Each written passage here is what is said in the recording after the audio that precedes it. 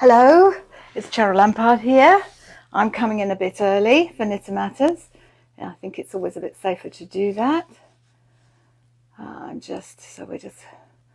While we wait for people, I hope you're having a good week. Golly, it's been a busy one so far. I hope yours has been busy in a good way.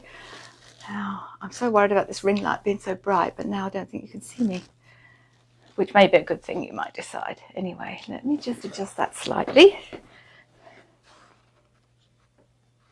Okay. Let's see what's happening. Let's see if I can see anybody's coming in. I'm hoping. Oh, okay. I'm just looking at my phone in the hope that I can see you if you're coming in early. And if you are, welcome indeed. We'll start at 7. We've just got a minute to go, but I like to be in early because sometimes. Oh yes. Just got a minute to go, but I like to be in early because sometimes. Oh yes. 7. Just got a minute. Sorry. To go, but I like to be in. That's me speaking to me. That's the delay. Catherine, hi. How nice. Mary McBride. How nice. And Dawn. Oh, that's so nice. I'm so glad you're here. Valerie. Yeah. Oh, lovely. I can see you. This is wonderful. I should have done this before. So what's the... Oh, it is 7 o'clock. So welcome indeed to Knitter Matters. It's season 2 and it's episode 14. And whether you're a regular viewer or you're new to Knitter Matters, and if you are, it's a very special welcome to you. But welcome to you all. And I am very grateful to you for taking the time to join me. I'm Cheryl Lampard. I'm an image consultant. My company is Style Matters International. But throughout my life, my two passions have been sewing and knitting. And in particular, knitting is the thing that is my therapy. It's my relaxation, as well as making wonderful things. I also used to be the proud owner of a yarn store in Brighton, England, called Yomo. Which is literally hair of the sheep in Japanese. And one of the joys of having a yarn shop, it's like Christmas came early with all the yarns that surround you, but one of the great joys is teaching people how to knit. And it's a joy to be doing that all these years later, albeit via a different platform. So before we start today's topic, and I won't overrun this week, I do realise that the last couple of episodes I've overrun a bit, well, quite a bit. And sometimes I know I packed too much in. And I know some of you had to leave early, so you missed the last 5 or 10 minutes, which, although you can watch the replay, I know that's frustrating. So I really won't overrun this week. If we haven't finished and there's more to show you, I'll run it over to next week. But I want to keep to the 30 minutes because it's not fair on you otherwise. Now, I'd hoped to fix the issue of having to reposition the camera from here, me talking to you directly, when it goes back to the desk and back again, because I brought a new webcam. And I hoped I could use that to switch seamlessly between talking directly to you and to the desktop for my demos. But unfortunately, it actually doesn't allow me to do it that easily. So we're back to our standard setup. The camera itself worked, but it meant I would have to install a whole load of software, and I didn't know how that was going to work with the laptop. Anyway, I should actually know by now that the phrase, that you see that phrase, plug and play, is just as much an untruth as in my world as an image consultant, one size fits all, which one size fits nobody. Well, certainly not the way you'd want it to anyway. So I think when you see plug and play, there's a sentence missing. It means you can plug it in and play about with it for several hours before finding out that it doesn't really do what you want it to do. Never mind. We'll make the best of it. So I am going to move the camera now. So it's time to look away now if that sort of thing makes you queasy. Anyway, let's see. Hopefully I can do it without too much. If I put my phone there, I will know exactly where I need to be. Oh, okay, not bad. Not bad at all. Okay. Right. Okay. Just let me wait and see how that's showing up on the Facebook Live itself. Linda, hi. Thank you so much for joining. Debbie and Sheila, that's wonderful. Thanks so much for joining. Okay, I think this should be good. Right. So today, what are we talking about today? Today, we're talking about squares. Knitted squares. Now, probably one of the first things you knitted at whatever time or age you started to knit was some sort of square, whether it was for a coaster, washcloths, test swatches, which of course I know you all do, squares for a blanket. Probably we all started knitting squares of some kind, and here's a bunch that I've done for various samples of Knitter Matters.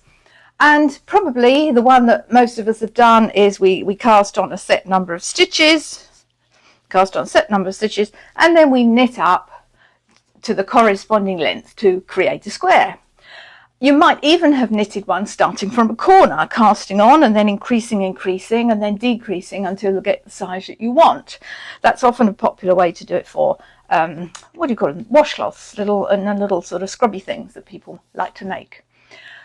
But another way to knit squares is by starting at the centre and working outwards. I'll bring this over because they're both quite dark colours. So here's a way that it can certainly be done. And on both of these, I have started in the middle and worked outwards. This one, and centre out squares. So, sorry. Working outwards is a method that crocheters use all the time. So if you're a crocheter, you'll be used to making squares by starting in the middle and working outwards and getting it to the size you want. But for knitters, it tends to be done slightly differently.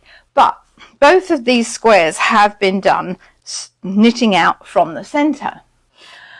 And you start with a few stitches and you gradually increase. And we can certainly do that.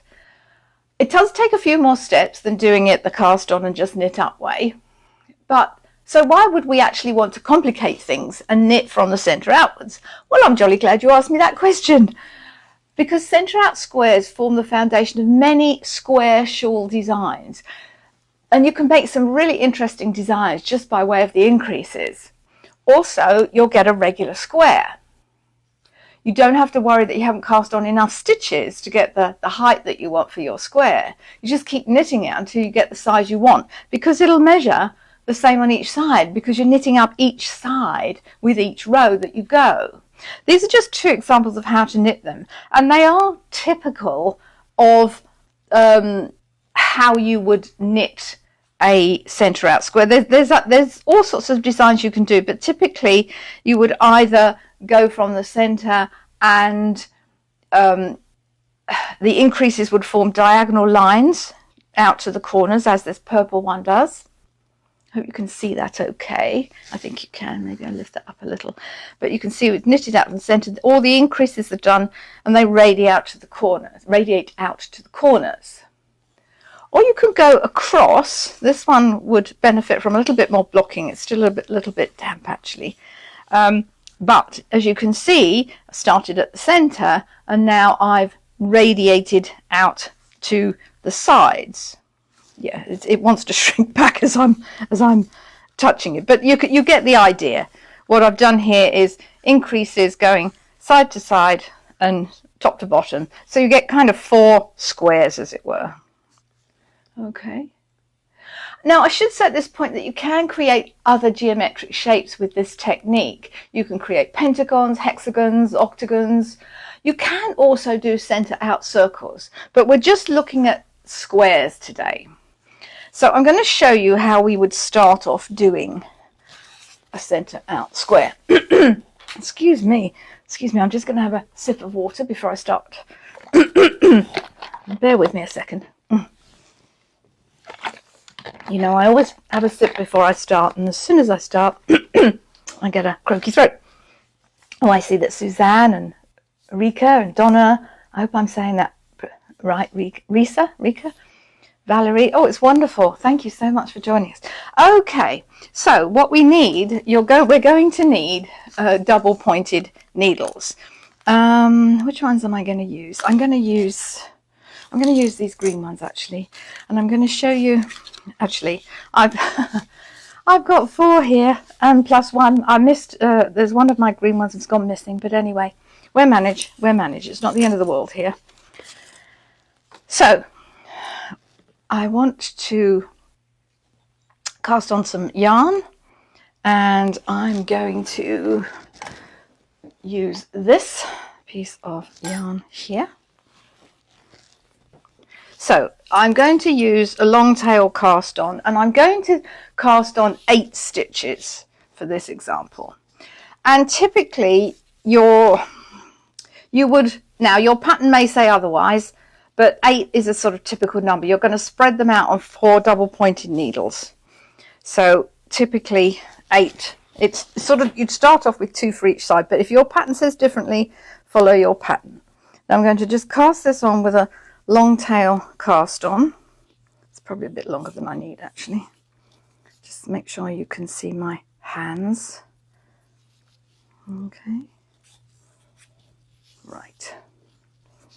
So I'm going to cast on 8 stitches. 1, 2, 3, 4, 5, 6, 7. 1, 2, 3, 4. Oh, I'm already there. 2, 4, 6, 8. Okay. Now what I'm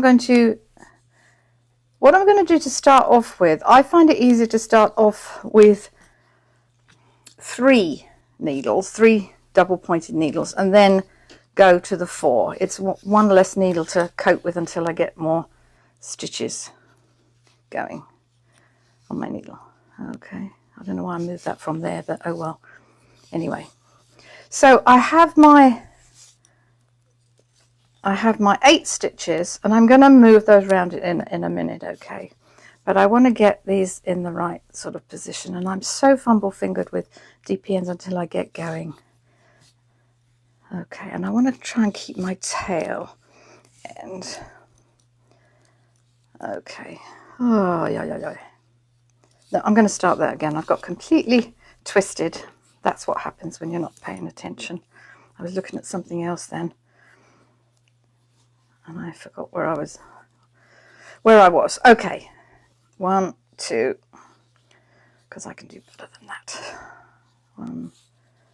I thought I'd found my missing needle, but I hadn't, and I distracted myself. Okay, so we've got 8 stitches there, and I'm going to divide them. I'm going to keep 4 on the needle to start off with, then I'm going to put 2 on the next needle and leave those 2 where they are. Okay, right. So now I want to position these so that I can start. This one with the thread needs to be on the right hand side. Okay, I got to get just a second. Let me take this out the light while I'm sorting myself out. Okay. This happens every time to move DPNs, and I don't know why it's so difficult. It really shouldn't be. Anyway, here we go. I've twisted that. Oh, you have to be so careful with this first row. And you know, while I did the samples, it was perfect. Right, here we go. This has to be on the right. So I'm going to knit my first row. Finally got there. My first row. Oh, Cheryl. I've still got that twisted. I'm so sorry. I'm going to lay this flat. It's because I usually kind of do it in my lap, and now I'm twisting this up. This is so bad. I'm just going to keep going. It's going to be twisted, I'm sure. Okay, here we go. Oh, yeah. How bad can that be? Now you know why I really prefer circulars. You can do this with a magic loop. I'm doing something wrong here. Anyway. I'm all right once I get going. This is terrible. I'm so sorry. Oh boy. Okay. Right. So my first round is, I'm going to keep this tail out the way. My first round is going to be, I'm going to knit 1 round, but I'm going to increase in each stitch, and I'm going to knit front and back. Oh, I've now got that on so tight. This is a disaster today, isn't it? I'm sorry. We'll get there. There we go. Once you get started, it's not so bad. But I usually like to have this on my lap, and trying to sit here with it ahead in front of me is much harder for me. And I've made that quite tight, but never mind. We're getting there. There we go. except I've split the yarn. So I'm knitting front and back in each of these stitches. So I'm going to end up with 16 stitches.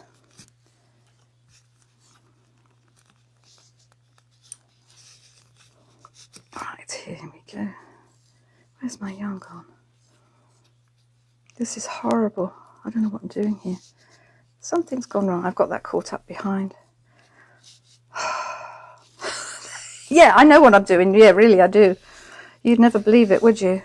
Oh, disaster. Oh, well, there we go. Okay, so I've got the first as my first. 2 have become 4 there. Okay.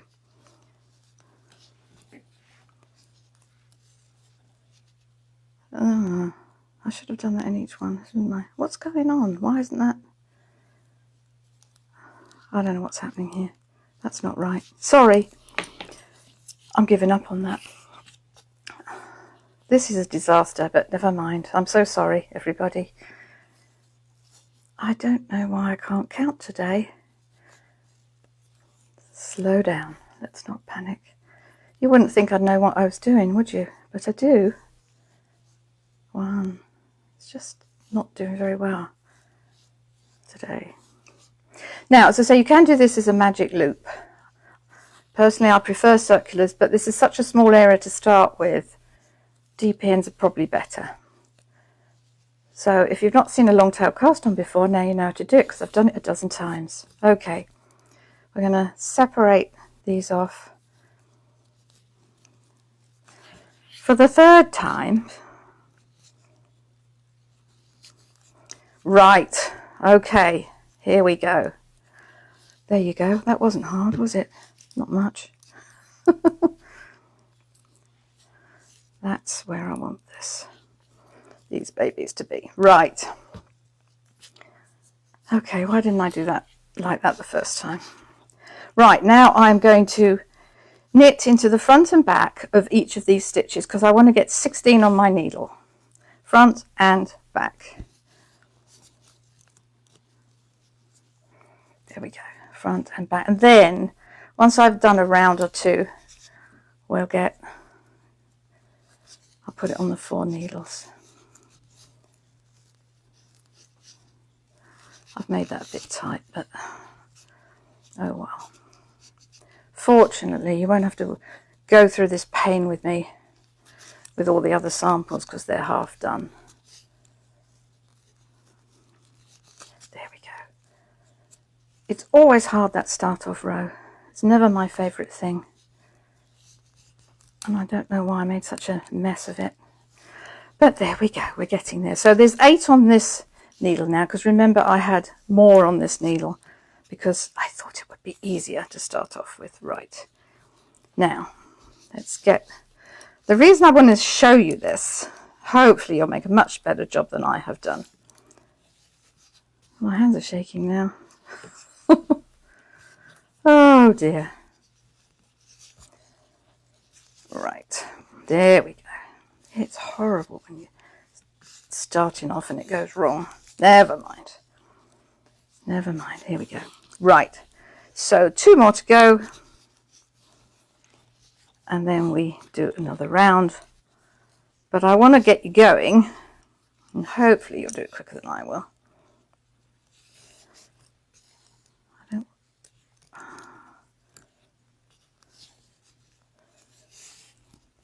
Oh, what have I done there? I split the stitch.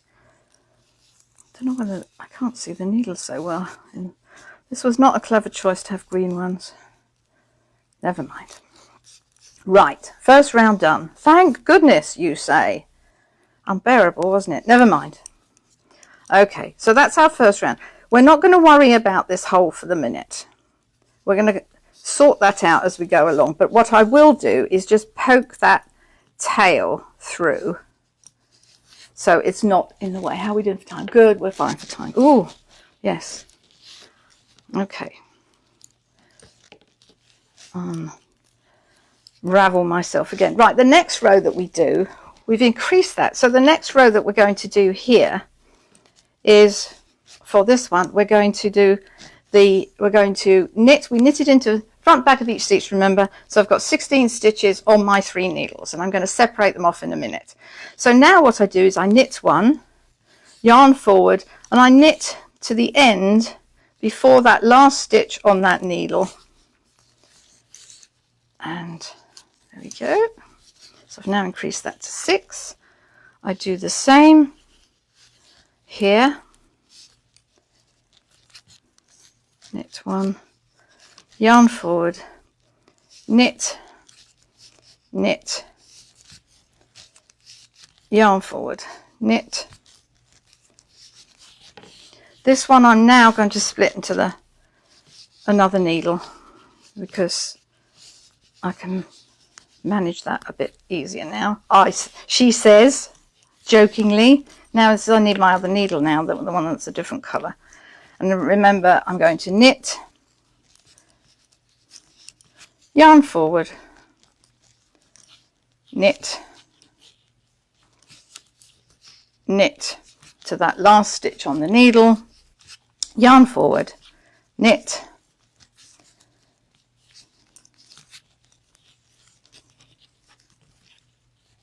and knit. This is the last side. Knit, yarn forward, knit, knit, yarn forward, knit. Okay. So, and you're going to keep doing that, alternating with a knit row all the way, because what's happening, and I'll show you on a larger sample, what's happening is that the more you knit this, that's how we started off this one, but it's exactly the same thing. That's how I started off, only I did do it a lot quicker, I seem to remember this afternoon. That's exactly how we started off.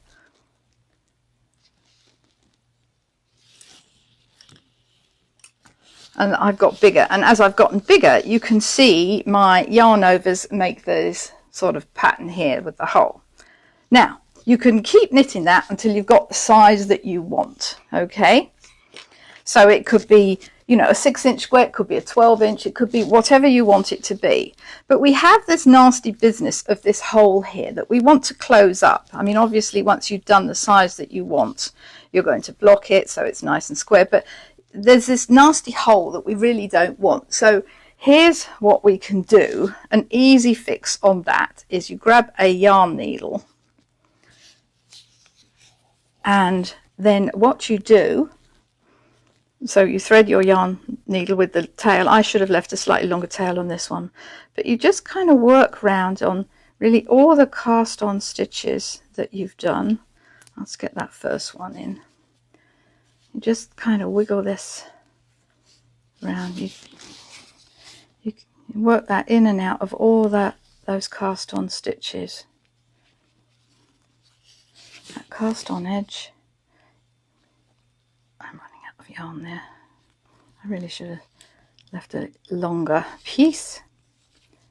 So you would run that round.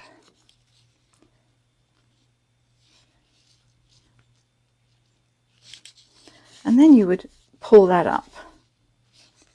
And then you would just work that into the back. And that disappears. And then you would just run that in. So that disappears. That's a very easy way with a darning needle so that disappears to the back. Okay. Right. Now the other one, the square one, it's done in a similar way. So you would cast on the 8 stitches. I won't put you through that again.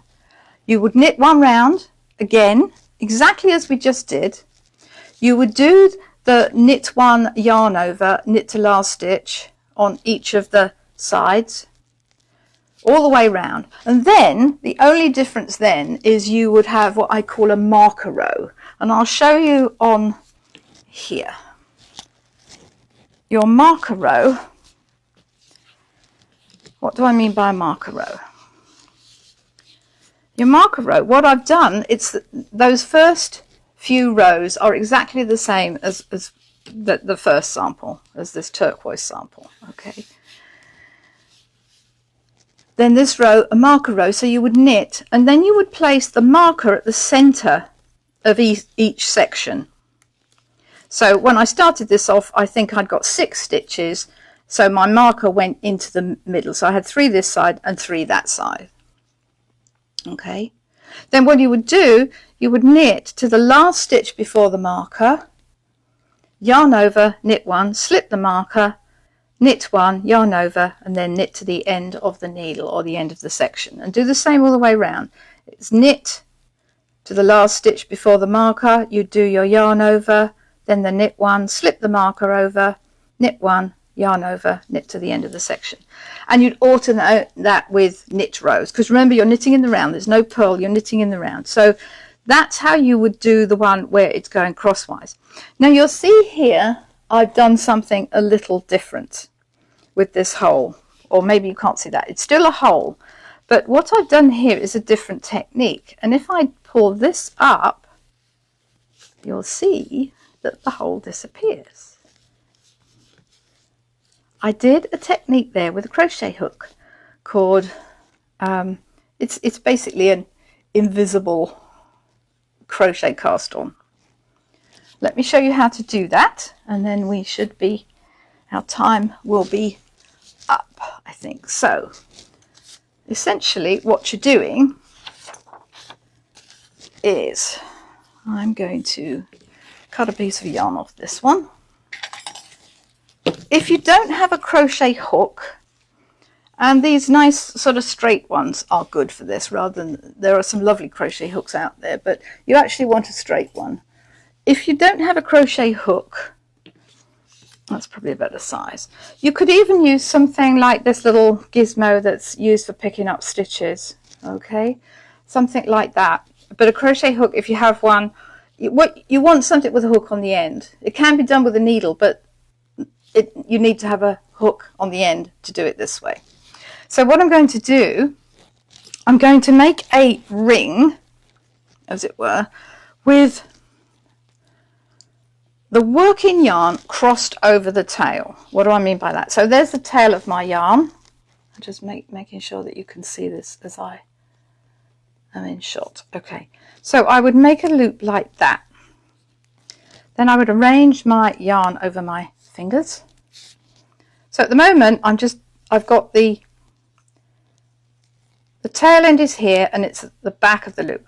The yarn from my ball of wool is going that way. So I put my crochet hook through it. I don't need to make that tight. I actually want to kind of hold on to that. I'm just making sure that you can see what I'm doing. So I'm holding on to that. Then what I do is bring my yarn through and through that loop, and I don't want to tighten that up. It's sort of a slip knot really. Then I do just a kind of single crochet there. Then I go through, I pull my yarn through, and I single crochet that. I go through, pull my yarn through. So I'm casting on with my crochet hook as many stitches as I'm going to need. Okay, now I'm not crocheting the stitches, I want to keep adding them to my ring of yarn. Okay, so 1, 2, 3, 4, 5, 6, 7,